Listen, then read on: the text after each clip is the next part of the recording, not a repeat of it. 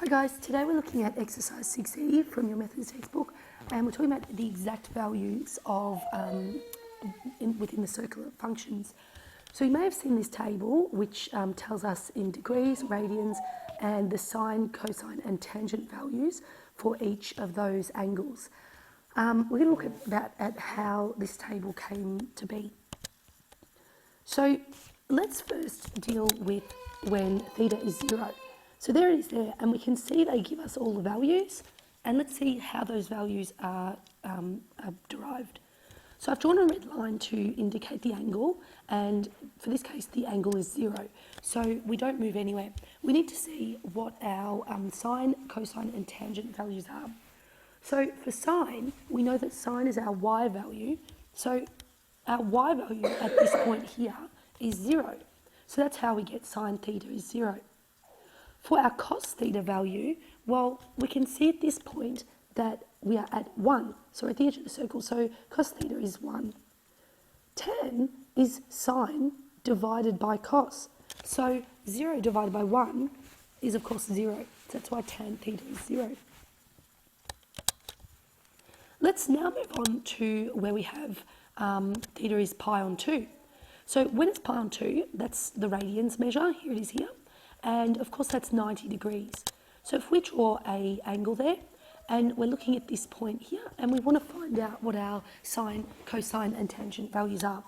So there's the angle, and we can see that for our sine value, we are at 1 because our sine value is at the edge of the circle there, and the y value will be 1.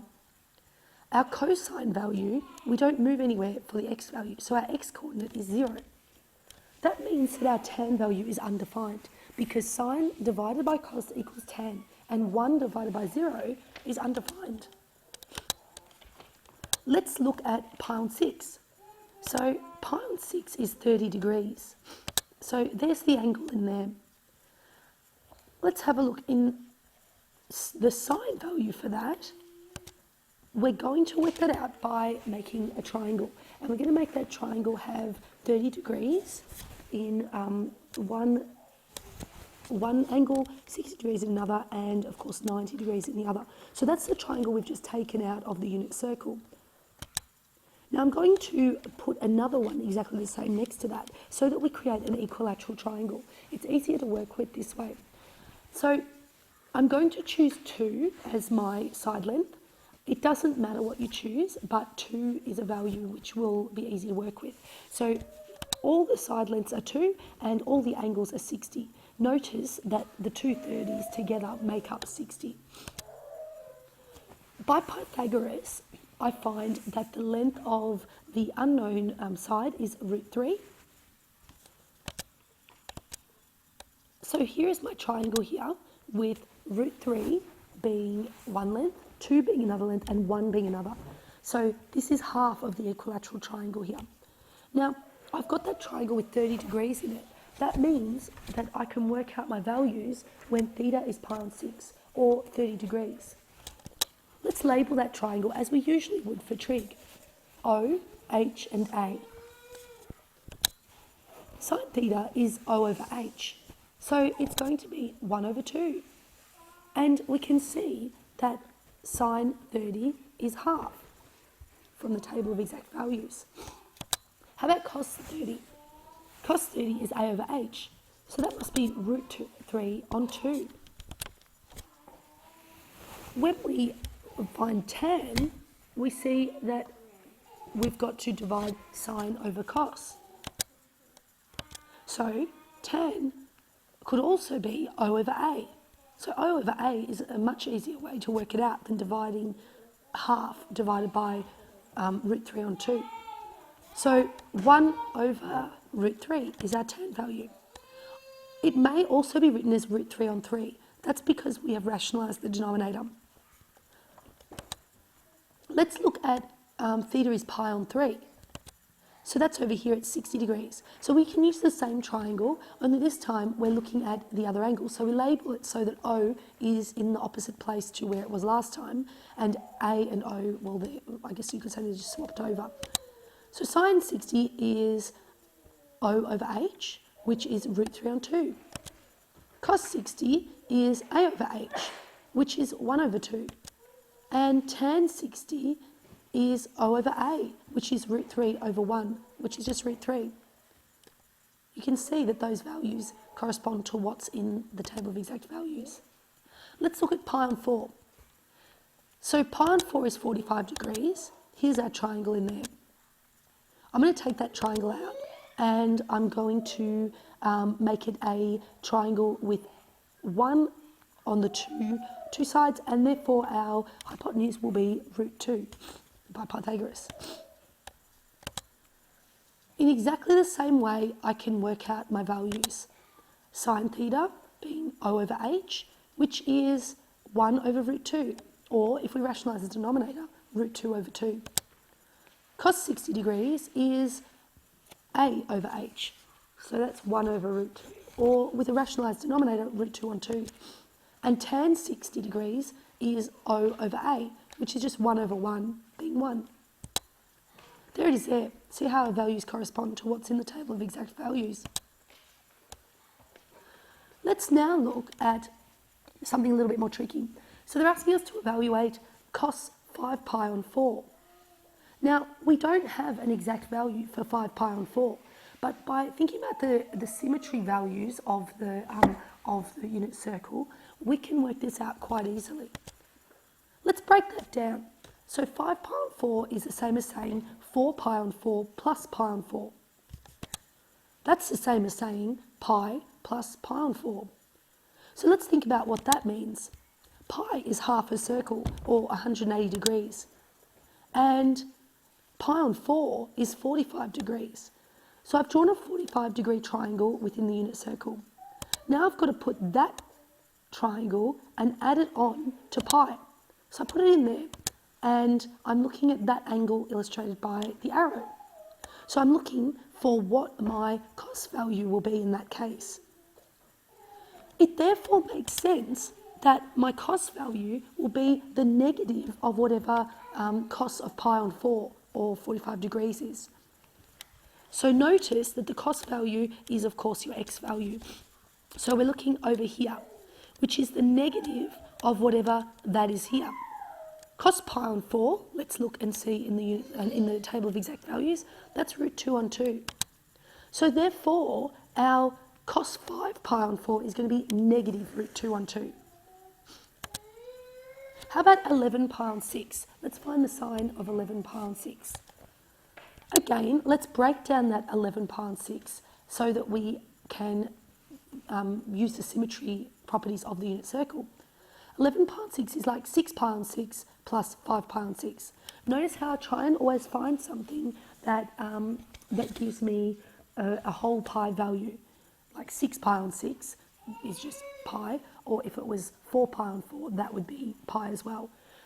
So that's the same as saying pi plus 5 pi on 6. Now, that's interesting because 5 pi on 6 is not a value in our table of exact values.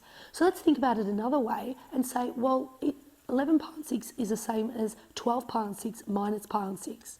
12 pi on 6 is 2 pi, so it will be 2 pi minus pi on 6. And lo and behold, pi on 6 is one of the values in our table of exact values.